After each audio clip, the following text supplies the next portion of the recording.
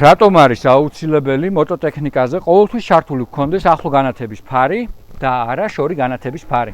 როდესაც შორი განათების ფარი გვაქვს ჩართული, ამ შემთხვევაში ჩვენგან მანძილი და ჩვენი სიჩქარე შედარებით რთული ასაქმელი ყოფილა. ხოლო როდესაც გვაქვს ჩართული ახლო განათების ფარი, მარტივი ასაქმელი არის ჩვენი სიჩქარე და ჩვენგან დაშორებაც. ამიტომაც არის კანონით გაწერილი, რომ უნდა გქონდეს ჩართული ახლო განათების ფარი და ქარხანა დამამზადებლისგანაც უმრავლესობა მოტოები გამოდის ქარხნული, ისე რომ ჩართული აქვს გადაქოქვისთანავე ახლო განათების ფარი. გამარჯობა ბავშვი.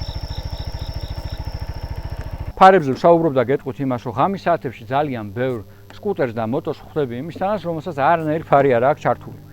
მეგობრებო, 10 ლარი ჯდება ფარი, 10 წუთი სჭირდება ნათურის შეცვლას, მოიცადეთ, იშოვეთ ეგ ფული და იზრუნეთ თქვენს უსაფრთხოებაზე. საღამოს ისედაც გაზრდილი რისკი არის ავარიების, მშვიდობიანი გზა ყველას.